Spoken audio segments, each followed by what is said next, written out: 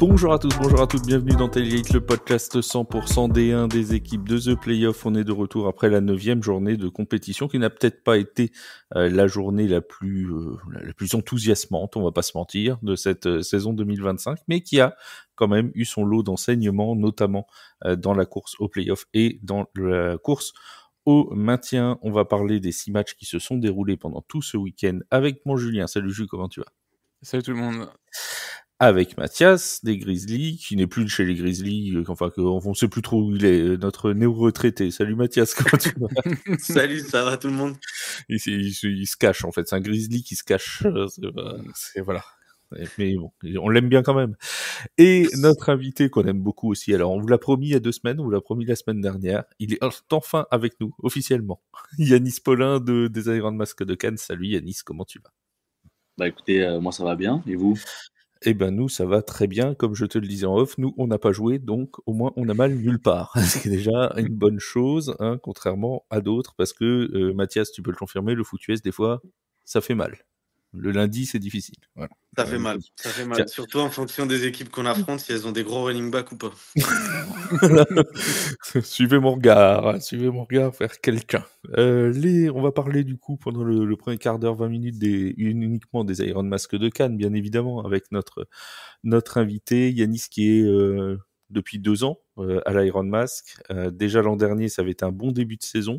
Ça avait été plus compliqué en deuxième partie. Cette année, au bout de 9 matchs, 7 victoires, 1 match nul, 1 défaite seulement pour les Canois. Comment t'expliques cette excellente saison 2025 ? Bah écoute, comment l'expliquer ? Tout simplement un engagement du noyau précédent de dernière, et avec tous les recrutements que vous avez vus sûrement en off-season, ça a beaucoup aidé l'effectif à remonter le niveau en tout cas à Cannes, et aussi de par le coaching staff bien sûr. Puis voilà, tout ça c'est des petites pièces qui sont assemblées et qui font que cette année. Alors on n'a pas entendu juste la fin de ta phrase, mais on a compris l'essentiel de la réponse. Effectivement, tu l'as dit, un nouveau coaching staff, notamment avec Arnaud Vidalère à la tête de l'équipe de Cannes. Cependant, on a quand même une constante à Cannes cette année. Enfin, une constante, on va pas aller jusque-là, mais très souvent, les débuts de match sont difficiles pour Cannes. Il y a des matchs où vous avez été mené de 10, de 15, voire de 20 points. Avant de mettre la machine en route, comment t'expliques le fait que cette équipe soit un peu en moteur diesel ? Ça serait, je pense, pour plusieurs raisons. Peut-être que les gens ont vraiment du mal à se motiver au début du match, à se réveiller. Donc je pense qu'il faut une sorte d'étincelle pour se dire ok, allez, on est parti, on lance le moteur. Ça peut être pareil aussi au niveau défense, hein. Niveau défense, le réveil aussi. Voilà, au début on est un peu trop mou et on se prend des jeux, 3 jeux, et après là on se dit bon ok, faut y aller les gars, et après là la machine est lancée, on s'arrête plus, quoi. Et on ne s'arrête plus, et quand la machine Iron Mask ne s'arrête plus, ça s'arrête plus du tout, hein, parce que généralement une fois que c'est lancé, par contre, là pour l'arrêter, c'est un autre problème. Est-ce que tu as tes stats de la dernière journée de ce match, du match de cette semaine ? Non, pas encore. Hein. Ouais, si, mon coach ton coach a compté. Alors vas-y, dis-nous tout. J'ai eu 12 portées pour 93 yards et un catch, 5 yards. Donc on est tout proche. On est tout proche des milliards à la course, si je dis pas de bêtises. On est tout proche parce qu'avec 93 yards en plus, on doit être à 976 yards courus depuis le début de saison et 20 touchdowns à la course. C'est une saison absolument dingue. Est-ce que tu pensais pouvoir un jour atteindre un tel total, 20 touchdowns en 9 matchs joués ? C'est drôle que tu en parles parce que avant que la saison commence, même l'off-season, quand Arnaud a décidé de venir aux Iron Mask, j'avais discuté avec lui, puis je lui avais dit que moi, cette année, c'était 20 touchdowns milliards. Donc après, on a fait une sorte de petit deal, et voilà, l'objectif s'est posé entre nous deux. J'ai conscience de mes capacités, et je savais que je pouvais les atteindre. Il nous reste encore un petit match pour aller atteindre les milliards, et donc il te manque une petite trentaine de yards. Bon. Ça devrait le faire à vite à moyenne. Je veux pas porter la poisse parce que bon, j'ai pas Mm. envie, mais on va dire que le chemin est plutôt bien engagé pour la barre des milliards aussi, et donc c'est 10, enfin c'est 20, pardon maintenant, 20 touchdowns à la course. Jules, toi, t'es toujours aussi impressionné par notre cher Yanis depuis le début de la saison? Oui, complètement, ouais, surtout, le bon début de saison que vous avez fait en enchaînant les victoires. C'est vrai que là, il y a eu 2 matchs, où c'est pas des victoires, c'était une défaite et un nul, mais là, vous avez su rebondir à nouveau contre les Argos. Puis il y avait surtout aussi que c'était, moi j'ai apprécié ce qu'était le projet des Iron Mask en 2025 avec leur recrutement autant des joueurs que du coaching staff. Et justement, tu peux peut-être un peu nous parler d'Olivier Roy, votre quarterback, canadien, qui a su aussi un peu, prendre, ses positions en D1, découvrir un peu le championnat, et de semaine en semaine, j'ai trouvé qu'il avait des meilleures mécaniques de lancer, et il était bien dans sa poche, et votre système marchait mieux. Et il y a aussi justement, peut-être, au début de saison, peut-être on s'attendait à dire: «Au cas où le jeu de passe marche pas, toi tu es là». Il y a aussi Phileas Pasqualini au sol. Il y avait quand même une grosse escouade de running back au cas où.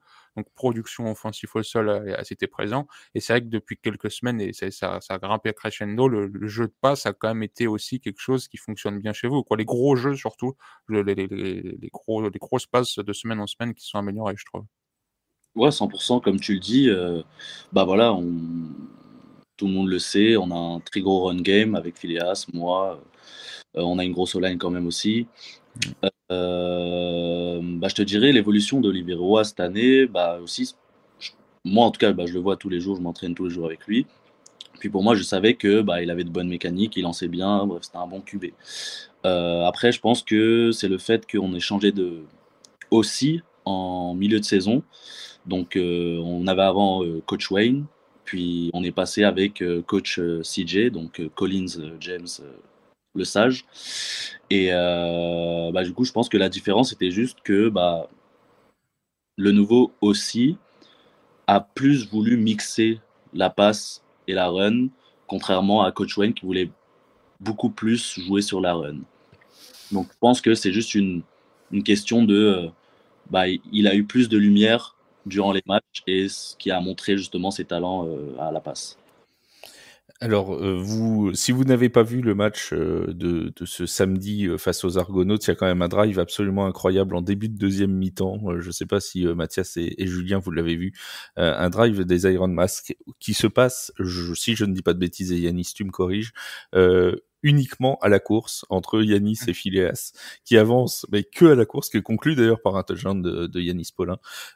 Franchement, c'est un drive qui est complètement délirant. Et là, il faut le signaler, il y a un énorme travail de la ligne offensive aussi qui ouvre des très belles brèches.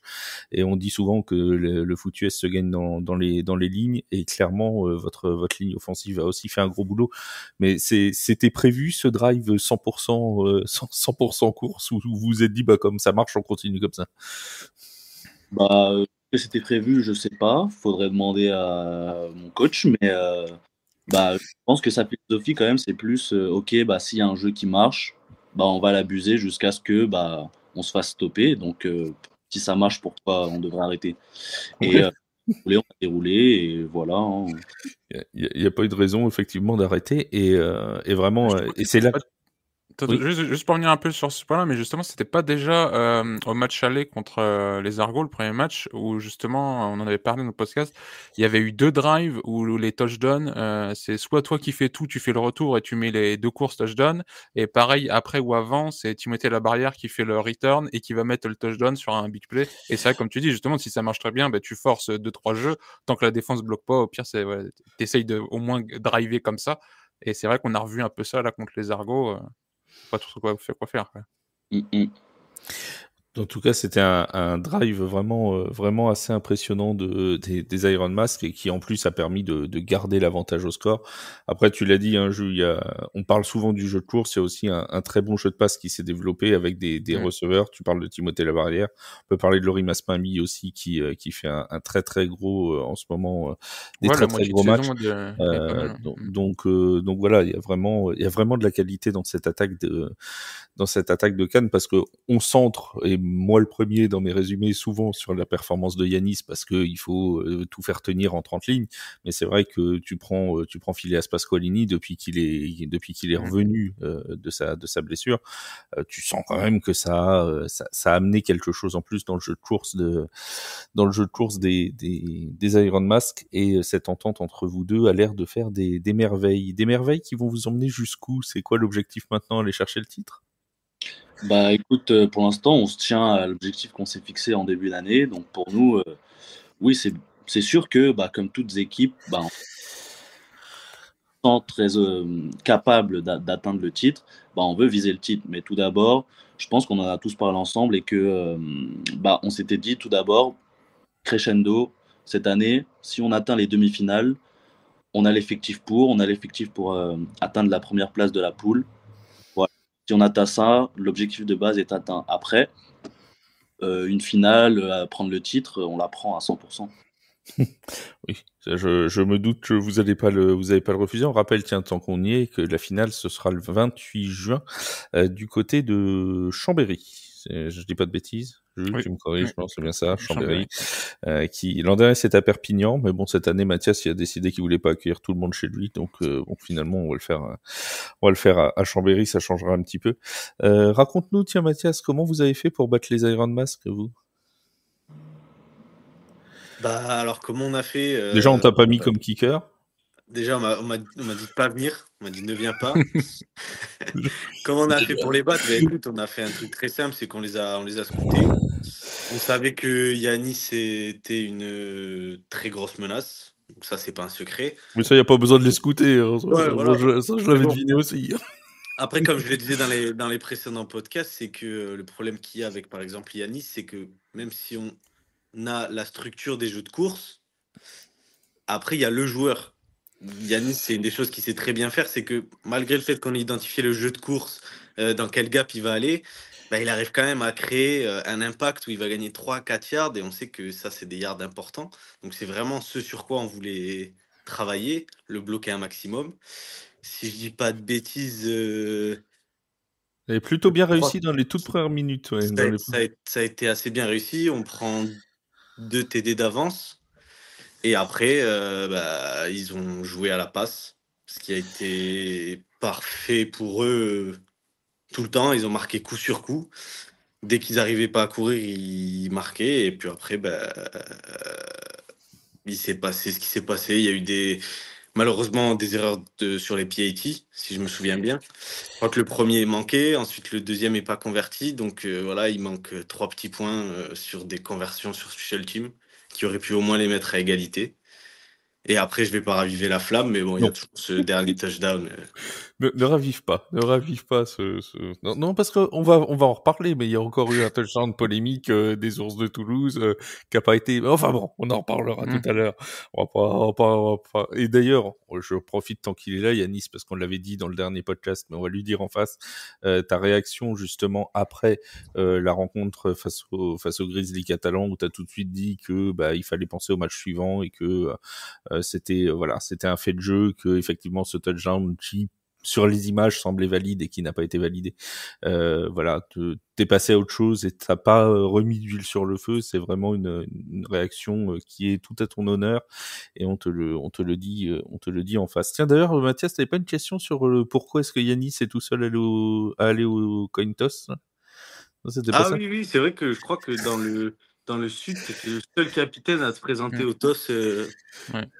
Les commentateurs, ils disent à chaque fois, c'est pour un peu impressionner l'ennemi. Yanis, il fait tout. Il fait la course, le coin toss, il fait tout. Pourquoi t'es tout seul à y aller? Écoute, pourquoi je suis tout seul? Bonne question. C'est Arnaud Vidaler. On va demander à Arnaud. Toujours capitaine. Donc dans la... Et tout simplement, il a décidé que, je pense, de par mon investissement dans le club, que ce soit par l'entraînement ou en dehors, que je sois, entre guillemets, celui qui toss. Et voilà, je pense qu'il n'y a pas besoin de 4 personnes pour aller faire un toss. Et voilà. Voilà, c'est une réponse. Voilà, tu as ta réponse maintenant.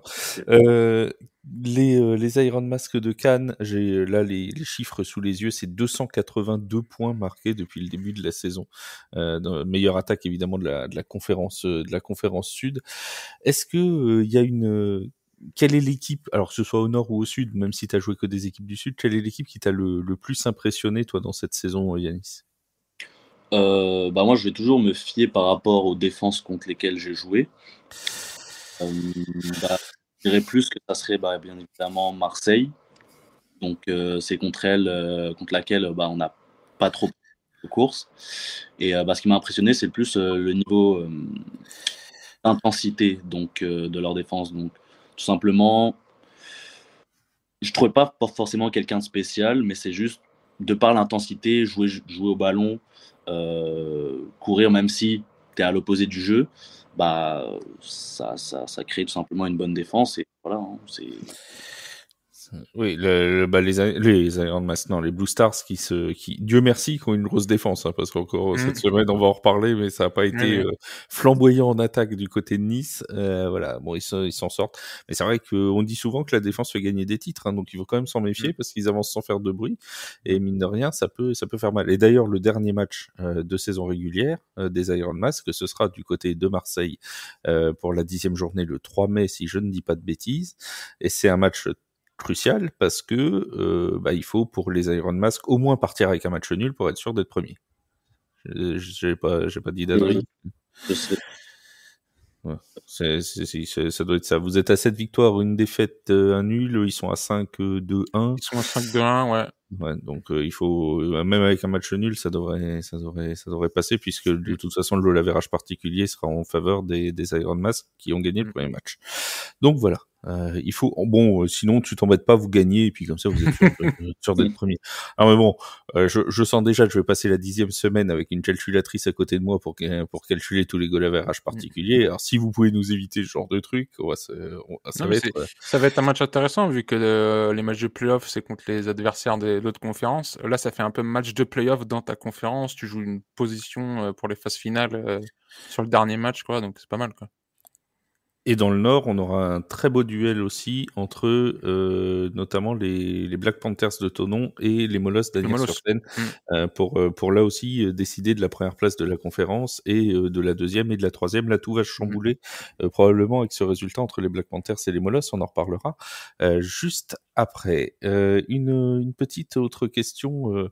C'est une question difficile, tu vas voir. On l'a dit, t'as marqué 20 touchdowns depuis le début de la saison. Si tu dois en retenir qu'un seul, c'est lequel? Ton préféré.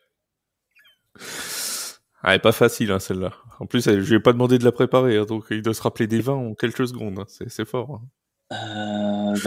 Là, celui qui me vient en tête, ça serait celui contre les 2. Donc, on est mené de 30, je crois. Et tout simplement, je reviens d'un fumble. Donc, j'avais ils l'ont récupéré, ils ont marqué juste après. Donc, après, nous, l'attaque, on rentre. Puis, sur ce drive-là, c'est un outside zone. Donc, je prends la attaque. Puis là, je dois faire peut-être 50 yards et je mets le touchdown qui permet d'égaliser. Donc, je pense que des bons souvenirs, Mathias, ce touchdown contre les Grizzlies? Je dirais pas ça. J'aurais pas dit ça comme ça. Je dirais pas ça parce que je crois qu'en plus derrière ils marquent à 2 points, ils reprennent le lead. Je sais pas si c'était celui-là. En plus, je crois qu'ils cassent 6 plaquages ou 5 plaquages. Ça dépend vraiment de quel côté on se place sur le terrain. Ouais. Oui, voilà, c'est ça. C'est un bon souvenir pour Yanis. C'est bizarrement, honnêtement, moins pour les Grizzlies. C'est dingue. C'est absolument incroyable. Alors, on parlait de la course. Je me permets, Yanis, puisque tu nous as donné en off de donner des quelques nouvelles de ton jeune coéquipier qui a été blessé. On a vu les images lors du match contre les Argonautes. Tu nous disais, et je veux pas trahir de secret, qu'il était actuellement opéré des ligaments, c'est ça? Mais qui se remettait doucement. Ouais. Voilà. Bon.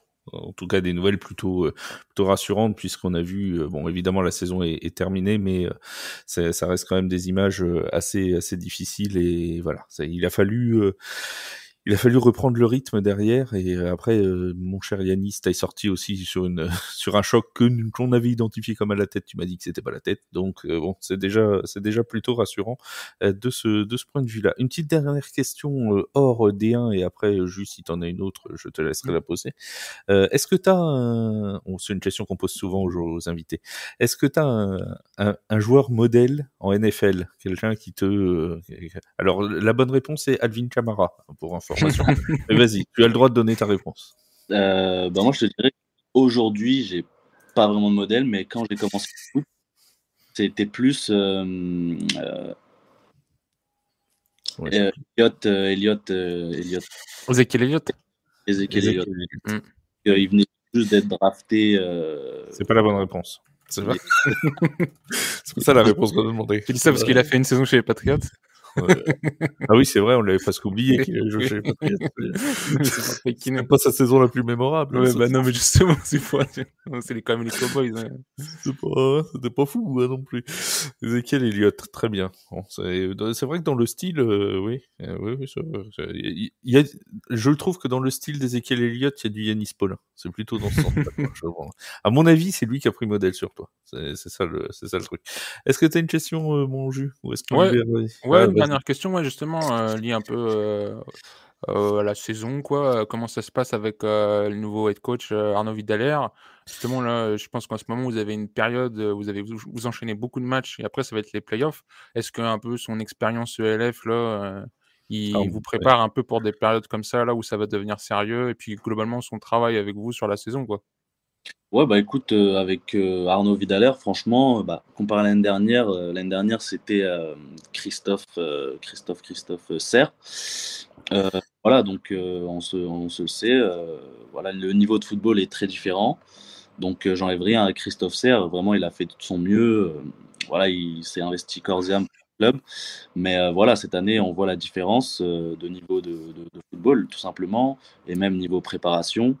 Donc voilà, cette année, je trouve que c'est beaucoup plus structuré, il y a beaucoup plus de meetings, il y a beaucoup plus tout simplement d'entraînement pour nous préparer et performer durant les matchs, voilà. Et de par son expérience, comme tu le dis, avec les Mousquetaires, tout ça. Donc vraiment, c'est limite, on est entre guillemets un club pro comme les Mousquetaires, on est préparé comme des pros, entre guillemets. En tout cas, sur la préparation physique, c'est un coach qui prépare déjà donc des mecs au niveau LF et qui met déjà le paquet pour être au-delà de ce qui se fait déjà des fois très bien en Allemagne. Donc on le sent sur le terrain qu'il y a une évolution aussi durant la saison, quoi. C'est ça. Donc, Et Arnaud Vidalaire, qui en plus est un spécialiste du physique, c'est quelqu'un qui maîtrise très bien le sujet, qu'on salue.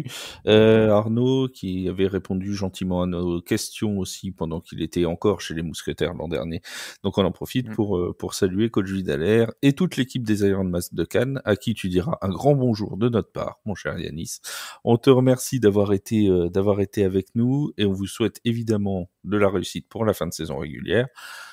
Et même pour les playoffs, en espérant vous revoir à Chambéry le 28 juin, du coup. J'espère aussi. Allez, merci beaucoup Yanis d'avoir été avec nous. Ciao. Salut, bonne saison. Salut Yanis. Alors, on va parler maintenant de la suite de cette D1, parce qu'il y a quand même eu des matchs en D1. Les Iron Mask ne sont pas tout seuls non plus dans cette. On commence. Par contre, les massacres ou les pas massacres. Enfin bon, il n'y a pas beaucoup de pas massacres. On va évacuer le pire en début, la conférence Nord, histoire. Voilà. Oui, parce que bon, c'est vrai que la conférence Nord a déjà un peu plié son agenda playoff, donc bon, c'est plus facile. Voilà, il nous reste les positions à connaître, entre 1, 2, 3. Mais de toute façon, comme ça a été le cas il y a 2 semaines, en fait, dès que le groupe 1, 2, 3, on va dire, joue contre le groupe 4, 5, 6, c'est-à-dire qu'il n'y a pas de duel entre équipes mal classées ou entre équipes bien classées, ça finit sans grande surprise. Malheureusement, le groupe 4, 5, 6, il n'y a pas eu trop de step-up sur la saison, c'était difficile. Et puis, ça c'est sûr. Et voilà, bon, clairement, il y a un fossé qui est en train de devenir le Grand Canyon, progressivement, entre la 3e et la 4e place. Bon, on va quand même parler rapidement de ces matchs-là, puisque tout joueur mérite d'être cité dans ce podcast. Nous allons quand même en parler un petit peu. Les Léopards de Rouen avaient ouvert cette 9e journée à domicile face aux Black Panthers. savait que ce serait difficile. C'est l'équipe favorite de Mathias pour gagner le titre, les Black Panthers. Et Dieu sait s'il est fort en pronostic. Donc, méfiez-vous, amis des Black Panthers. Les Black Panthers qui ont gagné sans trembler 49-0. 8e victoire, une défaite pour les Black Panthers, 7e défaite et 2 victoires pour les Léopards de Rouen. Bon, au bout de 12 minutes de jeu, il y avait déjà 28-0. Bon, je crois que même dès le coup d'envoi, Moreira Ferreira a traversé tout le terrain pour aller marquer. On n'était même pas à 10 secondes de jeu, qu'il y avait déjà un touchdown d'avance pour les Black Panthers. Bref, ça a été une très très longue après-midi pour vous. 42-0 à la mi-temps. Ouais. Donc au final, il y a eu tout. Il y a eu du Adel Bavdi, il y a eu du retour de punt, de la course, de la passe. Bref, la folie. Oui. Et c'est ça que les Black Panthers, oui, c'est très fort parce que ça exécute un playbook football ultra complet. Après, ils arrivent à écraser des équipes qui sont en énorme difficulté. Tant mieux, j'ai envie de dire. Mais c'est vrai que le match contre les Molos la semaine prochaine, je dis pas que attention, les Molos vont faire la direct la surprise, mais on sait que déjà c'est un plus gros test et de voir si ça confirme un peu. Mais on sait que c'est une équipe qui joue très bien, quoi. Peut-être que ça va leur faire du bien aussi avant les playoffs, justement, de retrouver un match avec un petit peu d'adversité. Et encore une fois, il ne s'agit pas d'être méchant ni envers les Cougars, ni envers les vrai match Léopards. d'adversité, justement, parce que je sais pas où tu trouves l'adversité dans les matchs à 50-0, donc, et c'est des situations où tu vas coacher peut-être différemment, il y aura des time-outs à maîtriser. L'avantage au moins, c'est que sur ces matchs-là, ils ont fait tourner beaucoup de monde, les Black Panthers. C'est les second string, les third string, donc il y a beaucoup de mecs qui ont pris des snaps chez eux cette saison. Et c'est là l'avantage, c'est la profondeur du roster chez eux. Ouais, et en fait, c'est un match qu'on peut rapprocher de celui contre les Cougars qu'ils avaient joué il y a 2 semaines. C'est-à-dire qu'ils ont fait le travail très clairement en première mi-temps. 56-0. Avec une attaque et une défense parce qu'on parle souvent de l'attaque des Black Panthers, mais la défense est aussi extrêmement solide. Un gros pass crash. C'est plus de 300 points déjà marqués depuis le début du championnat pour les Black Panthers. Je vais reprendre les chiffres exacts. Ouais, c'est ça, 325 points marqués et 59 points encaissés, une différence de 266. Incroyable. C'est inhumain presque. Ça te fait presque une moyenne de 30 points d'écart par match, tu vois. C'est un rapport moyen. Bon, voilà, c'est très très très très fort. Et ils font le travail en première mi-temps et après, comme tu l'as dit, ça leur permet aussi de pouvoir tourner sur leur roster en deuxième mi-temps et de pouvoir faire jouer et donner des reps à plusieurs joueurs. Ça t'est déjà arrivé, toi, Mathias, d'avoir un match vraiment entre guillemets facile où les Grizzlies mènent par exemple 50-0? Alors dans le sud c'est plus rare quand même, hein, mais est-ce que ça s'est déjà produit et comment tu gères quand il y a un écart comme ça? Est-ce que c'est facile de rester focus sur le match quand il y a déjà 42-0 à la mi-temps? Alors, c'était pas des écarts aussi gros, mais le dernier match contre Nice, premier quart-temps, 27-0. Les backups sont rentrés très rapidement. Donc, le rythme baisse automatiquement un petit peu. Donc après, tu fais tourner un petit peu ton équipe. Le mental, c'est que tu sais que tu es à l'abri. Tu sais que si tu as toujours tu peux toujours prendre 1 ou 2 touchdowns. Et tu fais ton petit match tranquillement. Tu essaies de pas te blesser, c'est ça aussi. C'est ça, en fait, tu essaies de sortir un peu tes joueurs clés, tu essaies de donner du temps de jeu à tout le monde au cas où. Donc c'est des matchs un peu qui nous permettent de mettre un petit peu certaines choses en place, d'essayer des choses. De mettre des jeunes. Voilà, de mettre des jeunes. Disons que la deuxième partie du match devient un peu un entraînement, quoi. Sans manquer de respect à n'importe quelle équipe. Ouais, c'est ça, tu testes des trucs, mais on l'a vu avec les Black Pay, c'est vrai que Charles Supric, leur backup, là, il a pas mal joué au final cette saison parce que il a eu l'occasion d'entrer en jeu. Et ça, là, même dans le match contre Rouen, il se fait intercepter un moment sur un jeu en red zone. Il y a un gars qui catch en end zone et justement, c'est tout. Ils ont tenté un play, mais il a aussi assuré en tant que backup, quoi. Après, il y a eu beaucoup et c'est ce qui est un petit peu pour Rouen difficile en ce moment. Il y a eu beaucoup de passes droppées par les. Alors, je sais pas si c'est les receveurs ou si c'est pas toujours excellemment bien lancé par le quarterback non plus. Mais c'est vrai qu'on a vu depuis 3-4 matchs avec Rouen ce problème de souvent de ballons qui étaient relâchés, qu'on voyait moins au début de saison. Là, c'est vraiment, je sais même pas combien de temps ils ont mis avant d'avoir allez, on va dire 3 ou 4 passes complétées. Ça a dû mettre un petit moment, hein, parce que c'est vrai que la défense était très présente des Black Panthers, mais il y avait aussi ces problèmes d'ajustement pour l'attaque des Léopards, et ça peut toujours, c'est toujours difficile, hein, forcément, quand tu peux pas catcher les ballons. C'est moins simple. Alors, est-ce qu'ils avaient une peur du choc, parce qu'il y a des fois, je sentais que le receveur se protégeait quasiment avant même l'arrivée du défenseur, tu vois. Est-ce que tout ça faisait que il n'y a pas eu, voilà, ça a pas été un match qui s'est très bien goupillé. Après, on le savait en début de saison pour Rouen, c'était pas une équipe. L'an dernier, ils avaient fait la surprise. On nous avait dit que cette année, ça allait être une équipe plus jeune, en reconstruction. Ils ont fait confiance à des quarterbacks français. Voilà, il y avait ce terreau-là. Ils ont fait la saison qu'il fallait en allant gagner contre les Cougars 2 fois. C'était leur casque de diamant à eux pour cette saison, si j'ose dire. Oui, au moins il y a une victoire au compteur, quoi. Il y en a 2, et les 2 contre les Cougars, oui. Qui te mettent du coup les Cougars aujourd'hui hors d'atteinte, tout simplement. Donc voilà, ils ont fait le job quand il fallait le faire, à savoir contre les Cougars. Et puis le reste de la saison a été un petit peu plus compliqué. Bref, c'est 2 équipes qui vont avancer complètement dans 2 directions différentes. Les Léopards qui vont finir tranquillement leur saison, et les Black Panthers qui, eux, se préparent pour les playoffs, et pour sans doute bien plus, puisqu'on rappelle qu'ils sont en quête d'un triplé dans cette D1, puisqu'ils sont double tenants du titre. En fait, c'est le Kansas City de la D1. Ouais. C'est le 3-peat français, c'est les Black Panthers. Bon, voilà. Donc nous, on va l'appeler le re-répète, hein, puisque nous sommes français. Et oui, c'est comme ça. Et on fait ce qu'on veut, parce que c'est nous qui décidons. On continue dans cette conférence Nord avec le Flash de la Courneuve qui se déplaçait. Alors, il s'est pas déplacé bien loin, il est resté dans le 93, du côté des Diables Rouges de Villepinte.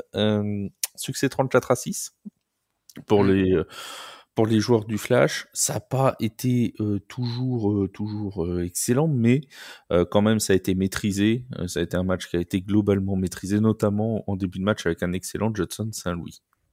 Ouais, maîtriser le Flash qui remontait un peu en confiance offensivement contre un adversaire comme les Diables Rouges, justement.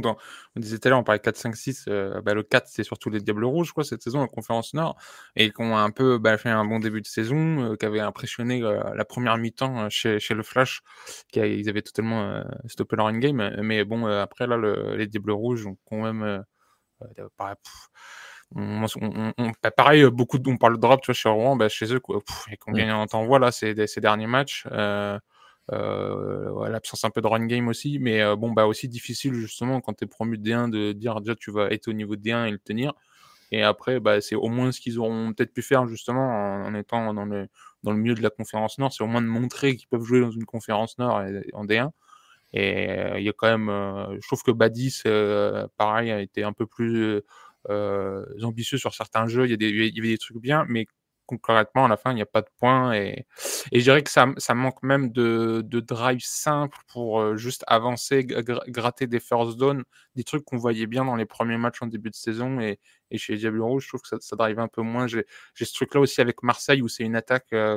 c'est des jeux, ça remonte le terrain, ou alors c'est un peu des effets surprises, mais des vrais drives construits, il y en avait un peu moins. Puis le Flash, de toute façon, ils ont, c'est quand tu joues contre leur running back, faut s'y préparer. Ils bombardent, et Judson, tout ça, Jason Obufunda aussi là dans le match qui joue bien. Oui, ils ont un gros jeu de course, un gros jeu au sol. En plus, aidé, et c'est pas pour leur enlever quelconque mérite que ce soit, mais aidé par les conditions climatiques qui favorisaient le jeu au sol aussi, puisqu'il a carton plu qui a pu avoir mais vraiment une pluie lourde. Oui. Alors, je vais balancer Jean, notre cher stagiaire, qui était en bord de pelouse à Villepinte pour The Playoff, et qui m'a envoyé un message en me disant « Il pleut comme à Dunkerque ». Alors, je pourrais attester par ma bonne foi que ce samedi soir à Dunkerque, il faisait très beau. Donc, et nos amis nordistes qui écoutent le podcast peuvent en commentaire attester par des photos à l'appui du très beau temps qu'il y avait chez nous samedi soir. Donc, c'est une légende urbaine. Il ne pleut pas toujours dans le nord, et des fois, il pleut dans le 93. Preuve en est, ce samedi à Villepinte. Non, c'est vrai que ça avait été des conditions particulièrement difficiles, et forcément dans un temps comme ça, Mais avec beaucoup de pluie, bah, le jeu de course est plus facile à mettre en place. et pareil, on pourrait revenir un peu sur c'est quoi la complexité justement d'arriver en D1, bah, c'est de te faire, piquer des joueurs, en ELF par les Paris Mousquetaires et donc là, Widmel Pétion, Ouais. là, qui est parti chez les Mousquetaires. C'est jamais simple et pareil, ils ont aussi pas mal de blessés et tout, donc pour une équipe qui débarque en D1, faut savoir gérer la rotation avec tes blessés et tout, puis gravir les échelons. C'est au moins une saison, de mise en bouche et puis l'année prochaine, peut-être qu'ils vont avoir un plan, plus stable, quoi. Effectivement, Widmel Pétion qui a signé, on l'a appris la semaine dernière, du côté des Paris Musketeers. On en profite pour rappeler que la saison des Mousquetaires sera à suivre sur The Playoff avec notamment un podcast que l'on fera avec mon cher Julien et notre ami Waik qui sera avec nous tous les lundis après les matchs des Paris Musketeers. On continue avec les Molosses d'Asnières-sur-Seine. Bon, nouveau match, voilà, c'est un match 52-0. Bon, alors oui, ils ont fait encore plus fort que les Black Panthers, parce que les Black Panthers ont fait jouer quelques titulaires, puis les ont remplacés. Ouais, Les ouais. Molosses, ils sont carrément Ouais. allés avec les titulaires sur le banc, avec non. certains, notamment une horde de receveurs. Je crois qu'il n'y avait pas Julien Leroy, il n'y avait pas Mahmoud Garsala était pas là non plus, je crois. Enfin bref, il y avait quelques receveurs sur le banc. Ils ont fini avec le QB numéro 3. Bref, ça, voilà. Et il y a quand même 52-0 pour les Molosses. Je ne sais pas que dire. Que dire, oui. De toute façon, on l'a je- dit. On doit dire quelque chose, c'est ça la question. Non, il n'y a rien à dire. Tu regardes la sideline des Cougars dans ce match-là et tu comprends très bien pourquoi. Déjà, ils sont pas assez pour jouer un match de football complet. Il n'y a pas assez de gens pour tourner, faire la rotation, les postes. Et puis, de toute façon, les résultats de l'année dernière avaient prouvé qu'ils ne pouvaient pas rester. Puis, bon, c'est une saison ultra difficile. Et puis, heureusement que ça se termine peut-être bientôt pour eux. Et puis, ils vont peut-être envisager l'avenir du club autrement, quoi, parce que là, c'est plus que le résultat sportif, c'est la vie du club. Ouais, tu vois. Oui, mais là, il est temps que ça se termine. Mhm. Je crois qu'ils finissent contre le Ça doit être Flash. difficile. Si je Oui. dis pas de bêtises, ouais. Chez le Flash. Donc, courage pour ce dernier déplacement. Gros les cœurs, Ouais. les amis. On est avec vous de tout cœur, les amis des Cougars. Pourquoi tu rigoles? Pourquoi tu rigoles, toi, petit grizzly? Je suis vraiment pas avec eux, je les laisse. C'est vraiment peut-être une saison catastrophique. Ah oui, de toute façon, Honnêtement, j'aimerais pas être dans le vestiaire des Cougars. ça doit être difficile, hein, ouais, vivre quelque chose comme ça, j'imagine. Je pense que déjà, dernière journée, tu sais que tu es relégué. Avec quelle mentalité tu vas au dernier match, quoi. C'est ça, quoi. En fait, qu'est-ce que tu donnes? Qu'est-ce que tu vas donner, ne serait-ce qu'à l'entraînement? Enfin, j'ai l'impression que là, ce qui tourne pour les joueurs des Cougars, ouais, ça doit être une contrainte de voir les s'entraîner, de savoir qu'ils vont prendre. Enfin voilà. Bon, après, je dis ça, si ça se trouve, dernier match, ils vont sortir les crocs, ils vont se rendre compte que c'est une équipe de football américain et ils vont battre le Flash. Ah oui. De toute façon, la On n'est glorieuse. jamais à l'abri de ce genre de choses. L'import, les imports et tout qui se donnent une dernière fois, et puis tout le monde y met de soi, et puis et puis mais t'as rien construit sur la saison, c'est horrible à dire, mais il n'y a pas de run game, il n'y a pas de pass game, il y a trop de drops, il y a que des turnovers, enfin qu'est-ce que tu veux faire, hein, Et on en est au 6e match, je crois, sur 9 où il ne marque pas de points. Ouais, la moitié de saison, t'as pas de points, quoi. C'est 35 points marqués, 327 encaissés dans la saison, quoi. Et en plus, ils ont le désavantage de tomber, alors je vais pas dire contre les meilleures équipes, parce qu'il y a d'excellentes équipes au sud aussi, mais tu vois, ils jouent 2 fois dans la saison les Black Panthers, 2 fois le Flash, ils jouent quand même les 2 finalistes de la dernière édition 2 fois dans la saison, quoi, tu vois. En plus, avec les Molosses cette année qui sont excellents aussi, voilà. Oui, mon Mathias. Non, mais je suis d'accord, mais après, à côté de ça, on voit que les Diables Rouges aussi, ils font 0-0 contre eux. Au final, ils pouvaient quand même aller chercher des équipes comme les Diables Rouges, etc. En sachant que les Diables Rouges, c'est quand même le petit. Enfin, c'est le promu. Ouais, c'est le promu, c'est le petit nouveau, donc il y avait quelque chose à faire. Là. Oui, contre les Diables Rouges, c'est symptomatique parce que tu vois, pour le coup, contre les Diables Rouges, sur les 2 matchs, c'est 2 points marqués. Ils en ont mis 2 à l'aller, ils en mettent 0 au retour, quoi. Tu vois, enfin, c'est pas gentil de rigoler, Mathias, parce que tu vois, du coup, ça me fait rire. C'est presque nerveux, je me moque pas, mais vraiment, en tant que joueur, j'essaye de me mettre dans la tête de ceux qui se déplacent le week-end pour aller au match, etc. Là, c'est vraiment à titre personnel. Je pense que ça peut même dégoûter certaines personnes du foot, honnêtement. Oui, non, mais surtout que c'est pas n'importe quel sport. Enfin, tu risques en plus, faudrait pas, tu sais, te faire une énorme blessure qui t'empêche de jouer la saison prochaine. Alors Ah, tu mais dis, bon, bah, vraiment, c'est. vraiment. Hein, il y a un risque à faire des matchs comme ça, et c'est vrai que mentalement, faut les attaquer parce que c'est le risque est plutôt physique. Et tu te dis, mentalement, je voudrais pas y être, mais faut y aller, c'est la fin de saison et Ouais, ouais, parce que tu t'es c'est engagé, chaud. c'est quand même Ouais, enfin, c'était, comment dire, c'était c'était c'est ton équipe, coéquipier. quoi. Ouais. Voilà, c'est ton équipe. Derrière, tu fais confiance à tes coachs. Et le Mm. week-end, tu vas, tu prends tempête sur tempête. Ouais, En c'est plus, pas c'est du facile. temps, ouais, voilà, c'est du temps perso. Voilà, Mm. ouais, non, compliqué, compliqué. En tout cas, pour les Molosses, pour en revenir aux Molosses, le match de la semaine dans 2 semaines contre les Black Panthers va être très intéressant parce que avec une victoire, ils se donnent une chance d'être first seed et de gagner la conférence Nord.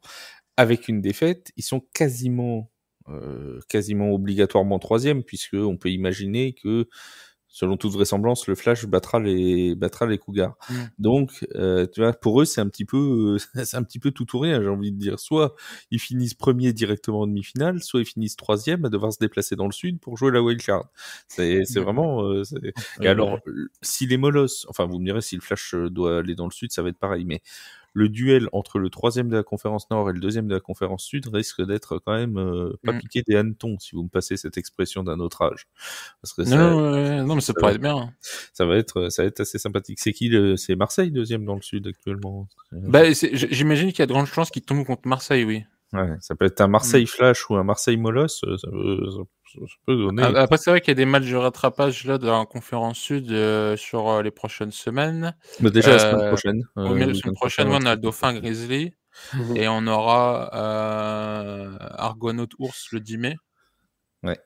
On a aussi un Argo Blue Star le samedi 26 Les avril. Argos, ils ont encore 3 matchs à jouer.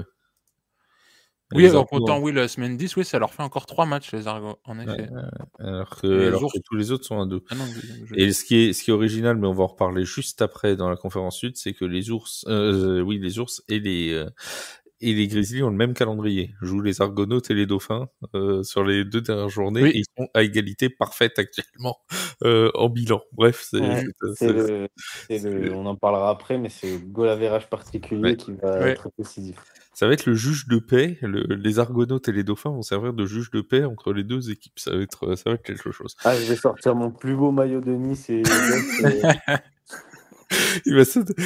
alors, ce sera pas Mathias, ce sera Jason. Matou va se transformer en Jason sur le bord du terrain le 10 mai. Ça sera lui dans la mascotte. Vraiment. Voilà, si vous êtes du côté d'Aix-en-Provence et que vous voulez voir Mathias, il sera dans la mascotte. N'hésitez pas à lui dire bonjour.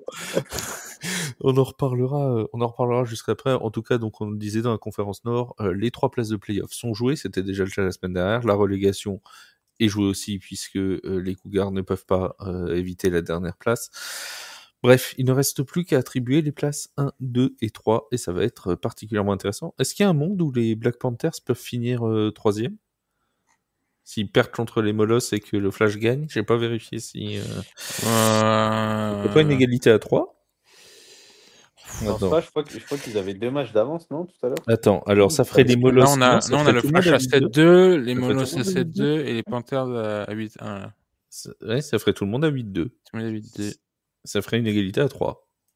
Si jamais les Molosses venaient à gagner, le Flash gagnait aussi. Et alors là, faut sortir les tiebreakers de la Fédé pour savoir. Guillaume, j'en appelle à tes sages conseils. Non, après, je crois que c'est le goal average particulier, c'est par rapport à l'équipe avec laquelle t'es...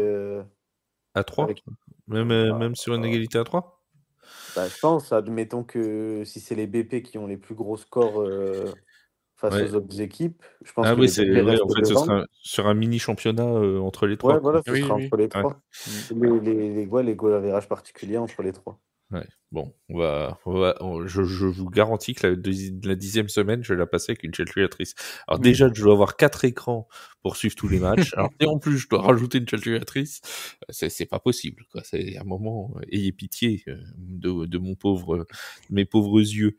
Les amis, on passe dans le sud, parce que le sud, c'est intéressant aussi, bien que bien que les matchs ont été parfois un peu moins serrés que ces derniers temps, notamment, alors on en a parlé avec Yanis, mais les Iron Mask qui ont pris assez nettement le large sur les Argonautes. Hein. À la mi-temps, il y avait déjà 27, je crois, si je dis pas de bêtises, 20 ou 27, je sais plus, à la mi-temps, mais en tout cas, ça s'est bien placé, et il y a même eu jusqu'à 33 points d'avance, puisqu'ils menaient 33-0 à un moment, les Canois, avant que notre ami Dominique Thompson ne sorte de sa boîte. C'est à peu près le seul très bon joueur qu'il y a eu du côté d'Aix-en-Provence, d'ailleurs, dans ce match-là. Et Il a été le Animal plus en aussi, vue. puis après, bon, c'est que aussi leur run game là était un peu moins bon, mais sinon tu as aussi Anthony Gilio. Mais c'est Ouais. vrai que Alors, chez les Argos, enfin, ouais. les playmakers, c'est Mais, limité. C'est... mais Animal a été quand même bien tenu pendant une bonne Oui, partie du match cette semaine. Par contre, c'est vrai que Dominique Thompson a encore fait son match. Thompson, C'est lui qui met le doublé. Bon, quand même, Mathias, on l'a pas dit à Yanis parce qu'on voulait pas lui faire trop plaisir, mais les Iron Mask ont été en contrôle de la rencontre samedi. Oui, largement. oui. Je pense qu'ils se sont fait surprendre le premier match contre Aix. C'est un match très serré. Ouais. Aix a été surprenant chez eux. Ils ont su sortir les armes et puis, comment dire, avec le coaching staff que les Iron Mask ont et leur qualité de joueurs, ils se sont adaptés clairement. Ils ont scouté Aix et ils font l'erreur une fois, pas deux.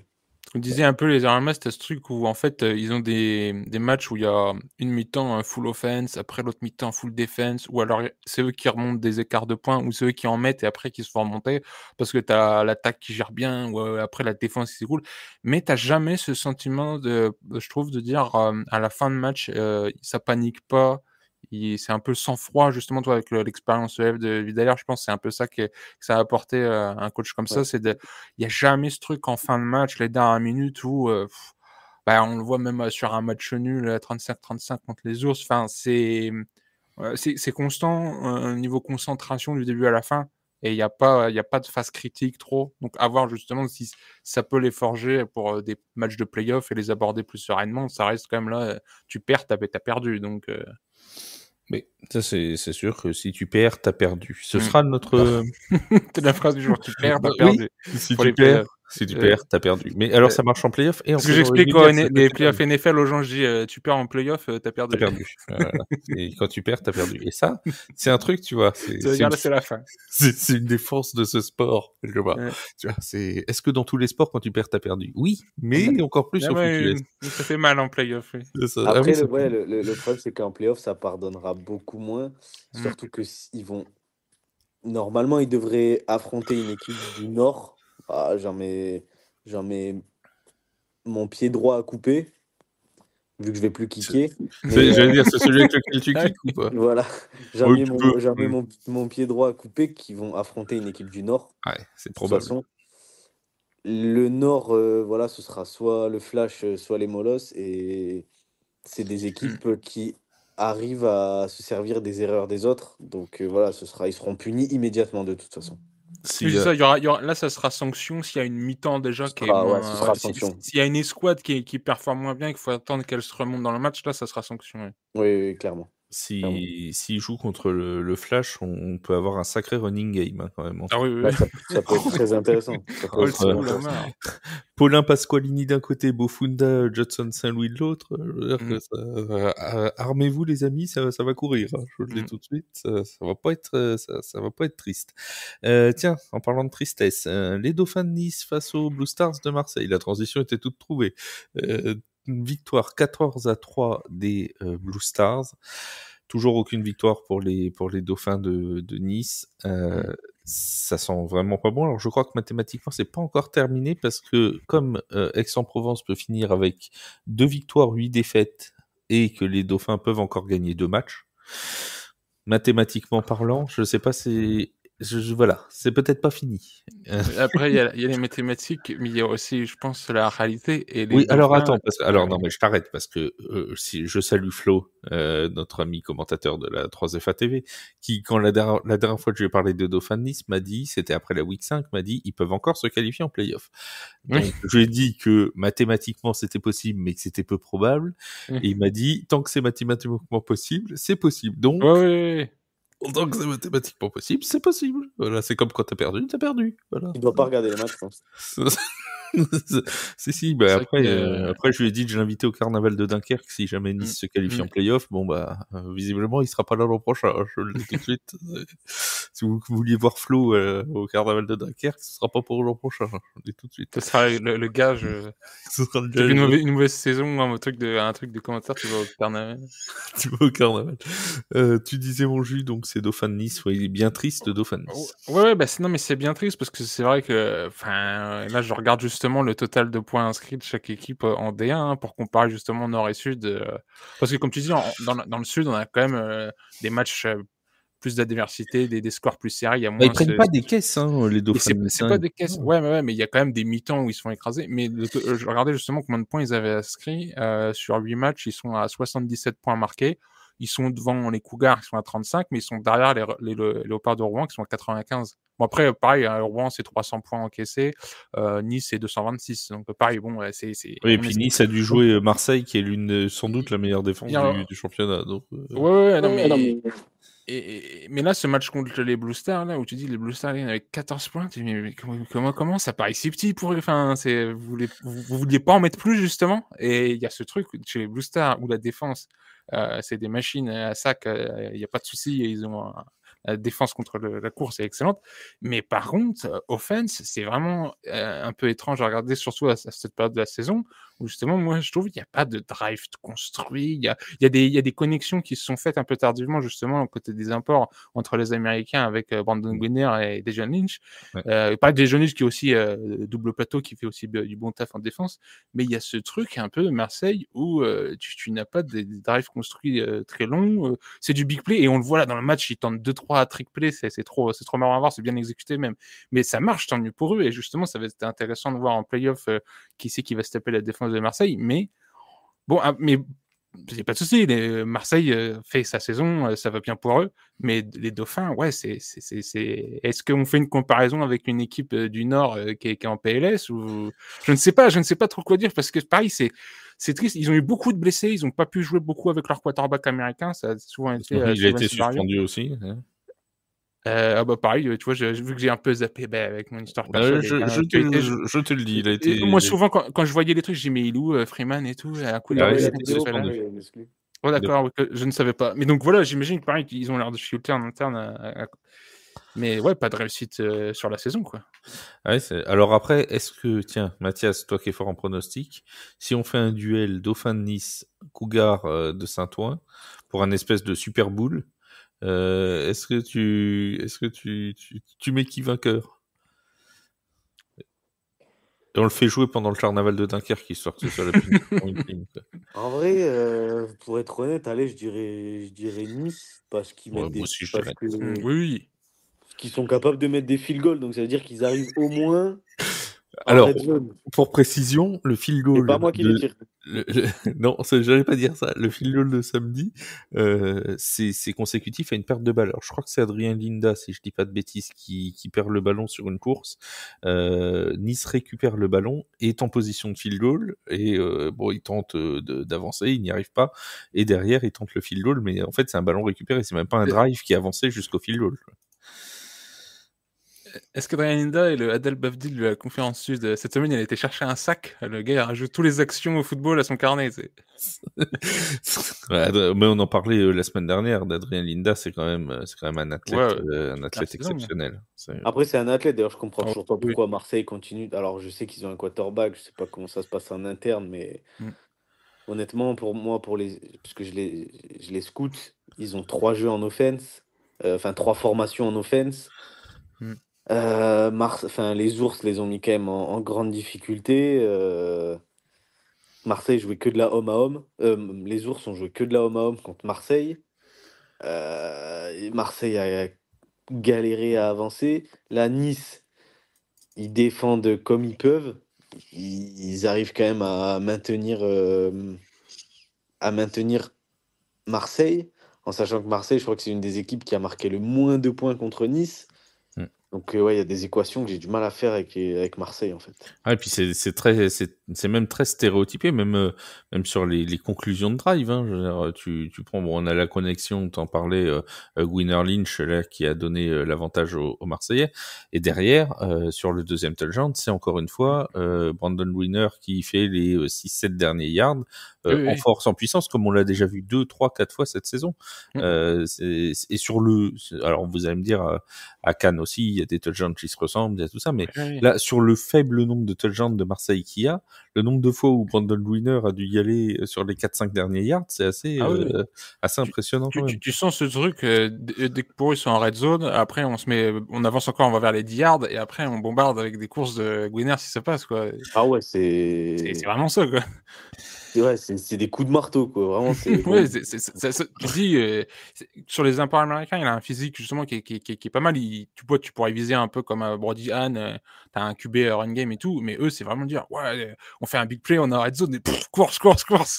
Ah bah vraiment. Voilà. Bon, bah en tout cas, ça gagne, hein, parce que Ça gagne. Non, mais heureusement, ça gagne pour eux, et puis ils font leur saison, et puis ils ont une bonne défense à savoir jouer. Hein. les Marseillais sont donc à 5 victoires, 2 défaites. Et un match nul, il leur reste qui du coup? Il leur reste Cannes à jouer, et il leur reste en Cannes. match en retard les Argonautes, non attends, je vérifie. Les Argos, ouais. Le match du samedi, c'est le 26 avril à 19h.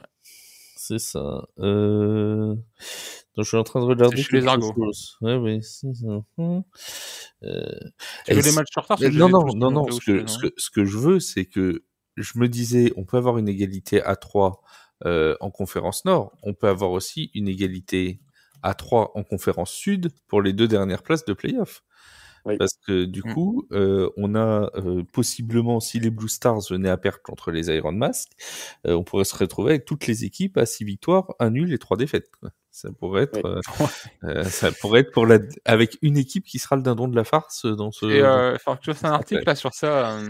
C'est quoi là un peu t'as cherché un mot anglais, mais peut-être pas. Mais tu sais, juste pour dire les scénarios de prévision de qu'est-ce qui pourrait se passer. Juste pour j'ai hésité les playoff scénarios, on appelle ça en NFL.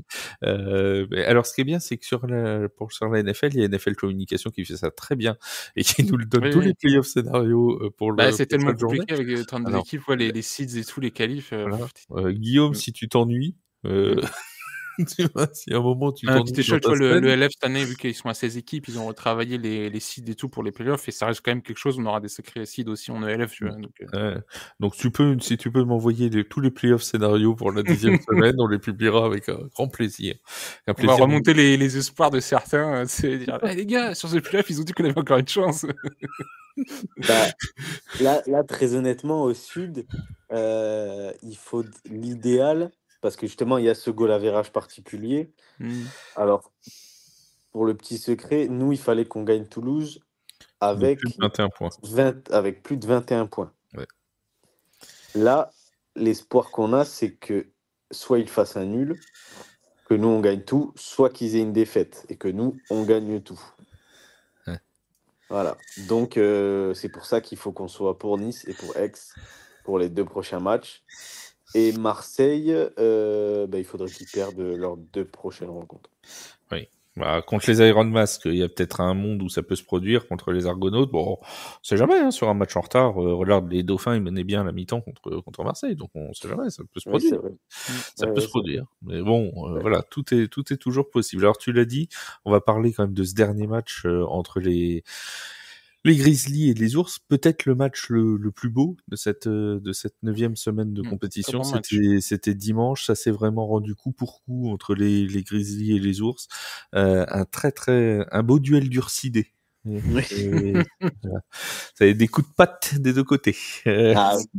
C'était assez sympathique à voir. Alors bon, les Ours qui ont décidé de jouer avec moi aussi, puisque ils ont décidé de changer tout leur jeu de maillot juste avant la rencontre, hein, donc changeant tous les numéros.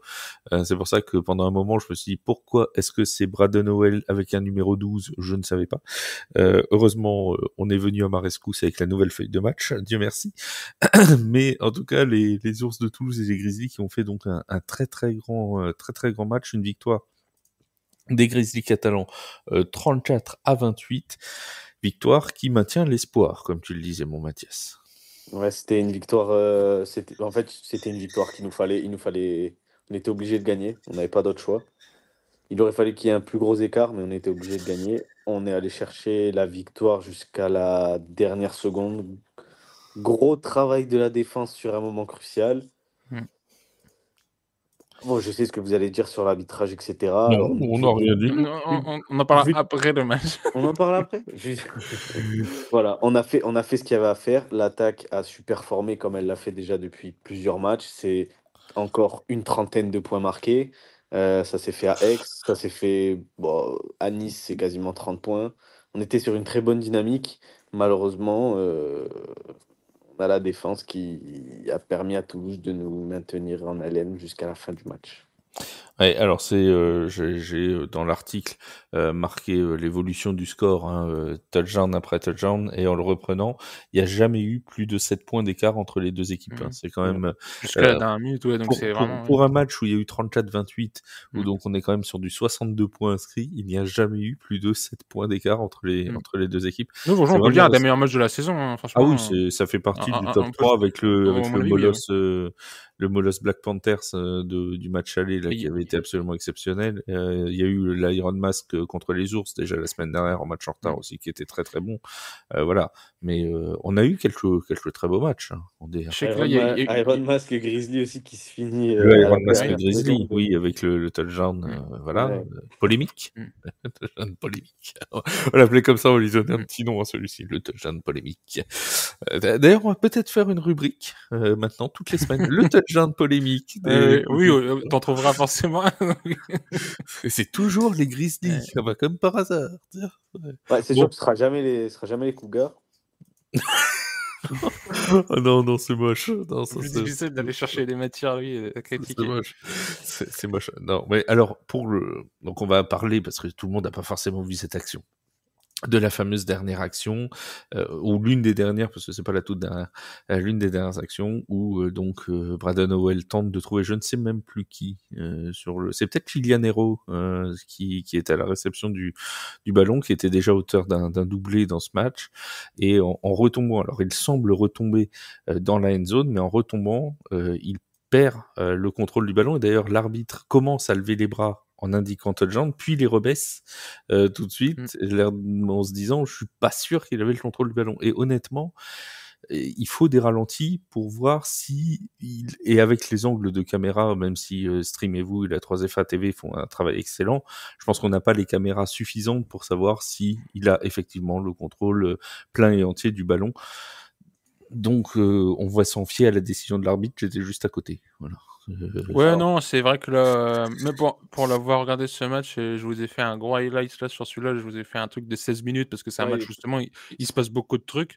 Mais c'est vrai que là, sur ce touchdown, pour l'avoir regardé en cancel, mais en ralenti plusieurs fois, il y a vraiment, même si l'arbitre est devant, c'est très dur de juger si, comment dire, en NFL, il faut qu'il garde le contrôle, il faut qu'il survive au sol, machin, et t'es sur un coin d'end zone. Moi, je dirais qu'il y est pas, mais l'arbitre dit l'inverse. Il pourrait, de son point de vue, il pourrait largement dire ah, je l'ai vu catcher, il a des deux pieds dedans, je valide. Au ralenti, il y a quelques éléments, je pense, qui montrent quand même que le truc n'est pas contrôlé pour valider un total touchdown. Tu vois. Alors, Mathias, ton avis? Pour info, j'étais au match. C'est pour ça que tu me répondais pas. J'étais à l'extérieur. Oui, j'étais à l'extérieur avec un prestataire et j'étais vraiment dans la end zone au moment où ça s'est passé, à l'extérieur du grillage. Bon, sur le côté, je vous passe les d'accord. détails. Tu es dans la end zone. notre récam. J'étais dans la end zone. Après avoir en joué face le de rôle la- de Jason, il était l'arbitre, Mathias. Il fait tous C'est les moi, rôles. oui. Non, là, j'étais le plot en fait de la end Le zone. pylône cam. Non, c'est que j'étais en fait collé à la end zone, en dehors du terrain, et vraiment, en fait, il attrape la balle, elle est sur son torse, et en fait, il la lâche. Enfin, en fait, il Vous la voyez contrôle pas, mais pas, nous, et on a c'est en les gestes. tombant. C'est en sortant du terrain qu'il l'a. Oui. C'est Donc, ça, en on fait, la voit clairement, il y a- qui l'assure, comme tu dis, sur le torse et qu'il n'y a pas vraiment de contrôle mécanique avec les mains. Et en plus, Vraiment pas. il y a un moment, en ralenti, on peut le voir même sur la vidéo YouTube si vous voulez, on la voit vraiment qu'elle chute la balle. Donc, ça se voit. Mais bon, Et en fait, il a le contrôle, mais il est en dehors du terrain. Mhm. Ce- Donc, C'est pour pas un- le plus polémique que je trouve, ça va quoi. Non. Là, parce que là, la vidéo aide un peu à comprendre mais de l'avoir Oui, vu, ok. par contre, vitesse réelle, après dans les Oui. highlights, ouais, on a l'impression qu'il y a 100 fois touchdown. Oui, non, mais c'est pour ça le ref aurait pu call le TD que bon, de son point de vue, ils disent ouais, c'est bon, il est tellement arrivé vite, machin. Ah, ça va vite, hein, des fois. Il n'y a pas l'arbitrage vidéo complet comme dans d'autres ligues pro. C'est Donc... ça. Et puis quand tu vois des fois le temps que ça met en NFL, tu vois, alors je parle de la NFL, mais je suppose que l'UFL c'est pareil. Ah bah non. Il y a pas de. Non, mais justement, dans l'UFL, il y a une transparence totale sur l'arbitrage et il y a une review vidéo qui est absolument complète. Et on va voir ça arriver en NFL bientôt parce que c'est du très très bon boulot d'arbitrage, l'UFL. D'accord. Mais enfin, je voulais dire qu'ils avaient 50 angles de caméra pour juger Ah du oui, truc. d'accord. Ah, je crois que t'allais critiquer l'arbitrage, Ah, pas du justement. tout. Ah, Non, je non, t'ai pas du sauté tout. un peu dessus, trop. Mais non, ouais, pareil, ils ont beaucoup Bon, j'ai d'angles. l'habitude. Mais mais bon, tu vois, Je nous on n'a suis le pas. défenseur du football. On a pas. Oui, bah, je sais qu'on touche à point sensible si on touche au spring Attention, football. attention entre D'accord. février et août. Mais non, mais c'est vrai que c'est des choses, nous, parce que je vois des réactions sur les réseaux sociaux disant oui, voilà, ils ont été volés. Franchement, il est difficile de se faire un avis tranché Ouais. avec un angle de caméra. Plus polémique, Très, quoi. très clairement, c'est pas. Mais comme c'était le cas déjà sur le touchdown, le fameux touchdown polémique des Iron Mask, nous, avec l'angle de caméra qu'on a, tu peux te dire, ah bah oui, on a l'impression qu'il est passé, alors qu'en fait, il est sorti avant. Je veux dire, encore une fois, c'est un angle de caméra qui est à notre disposition, donc c'est pas forcément des fois deux, mais tu peux pas avoir non plus une couverture parfaite du terrain.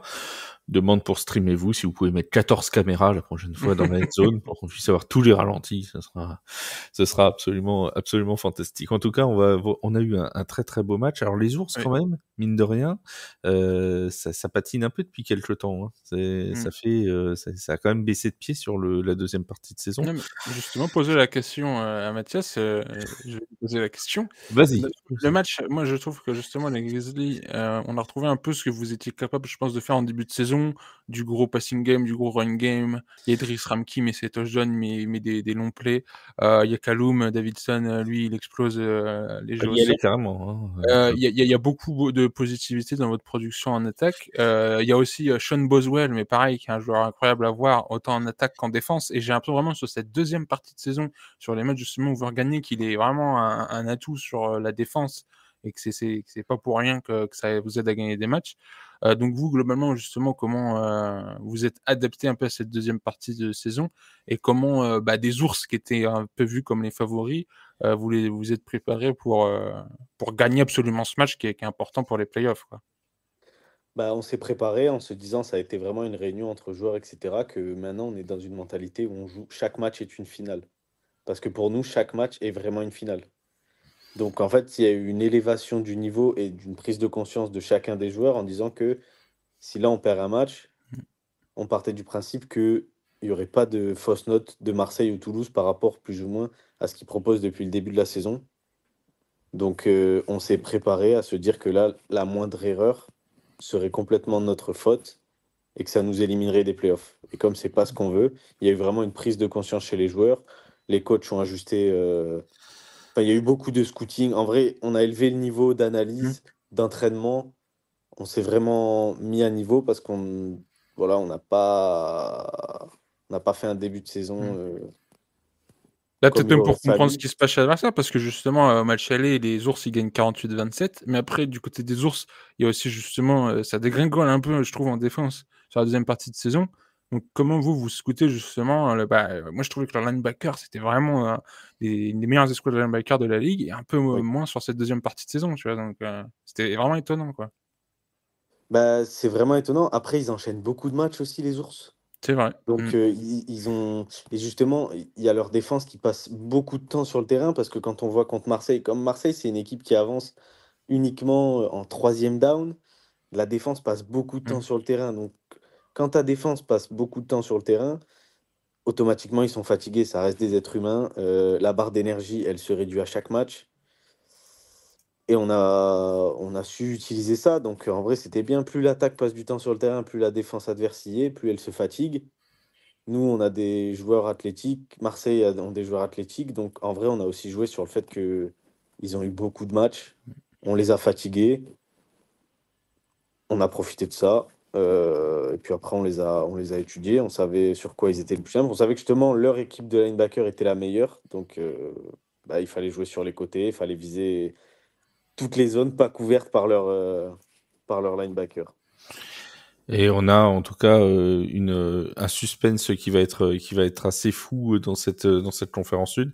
On en parlait tout à l'heure, mais c'est vrai que les Grizzlies catalans sont aussi sur une très très bonne dynamique dans cette deuxième partie de saison. Ce côté de dire bah voilà, on joue un petit peu comme en playoff, win or go home. Tu gagnes. Si tu perds, tu perds. Voilà. J'ai envie de dire, si t'as perdu, bah tu perds. Oui, c'est comme ça. Non, mais c'est vrai que cette mentalité, bah, ça a quand même fait battre Toulouse, ça a fait battre Cannes, et aujourd'hui sur la deuxième partie de saison, les Grizzlies sont peut-être la meilleure équipe ou l'une des meilleures équipes de la conférence sud. Donc, alors peut-être qu'ils se qualifieront pas et que ça amènera des regrets sur le début de saison, peut-être. Ça, personne ne connaît l'avenir, mais en tout cas, clairement, la barre a été redressée du côté des Grizzlies, et c'est plus la même équipe que celle qu'on avait devant nous en début de saison. La 10e journée de championnat va avoir lieu le 3 mai, mais juste avant, la semaine prochaine, le week-end du 26-27 avril.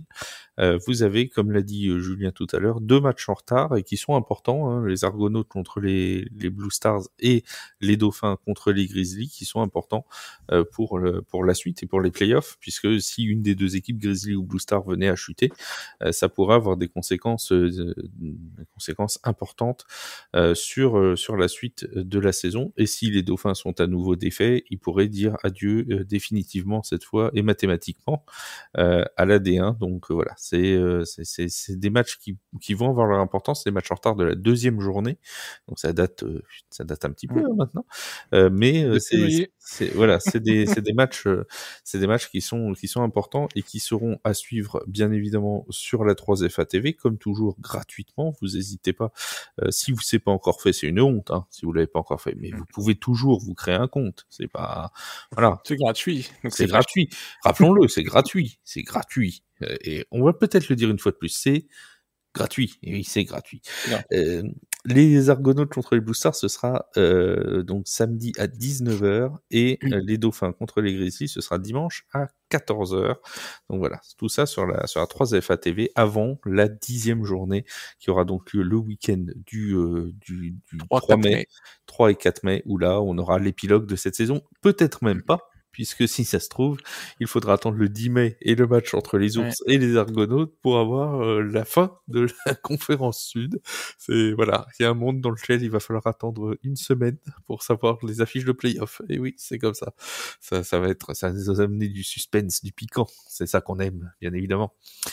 Mon cher Julien, merci beaucoup d'avoir été avec nous. Spring Football News sur X, vous suivez comme toujours l'UFL, l'actualité de la D1, etc. Bref, vous suivez tout, le LF aussi, le LF, bien évidemment, le LF, et oui, les Paris Mousquetaires, on va avoir peut-être quelques infos qui vont arriver, je vous en dis pas plus, mais ça arrive.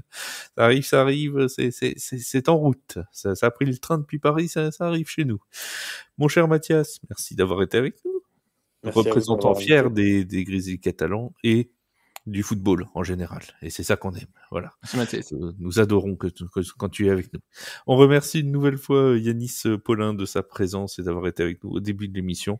Et on salue bien évidemment tous les amoureux de la D1 qui vous font vivre au quotidien le championnat de France de foot US. Salut à tout le monde. Salut à Bijac. Salut à l'Afterfoot US. Salut à Hawaii. Salut à tout le monde. Bref, voilà. Et un petit coucou à Gaël Chénicanian qui a commenté son premier match pour la 3FA TV ce samedi. C'était entre les Iron Mask et les Argonautes. Donc voilà, on la salue elle aussi. On se dit à très vite pour de nouvelles aventures en D1, en NFL. Ce sera pas moi au micro cette semaine, ce sera Flo qui vous fera vivre un podcast spécial draft 2025, puisque la draft aura lieu entre jeudi et samedi en NFL. Donc je lui laisse le micro et il y aura un podcast NFL bien évidemment où ils parleront pendant à peu près 1h et demie de tout ce qui se passera pendant la draft. On se dit nous à la semaine prochaine et à très vite. Salut tout le monde.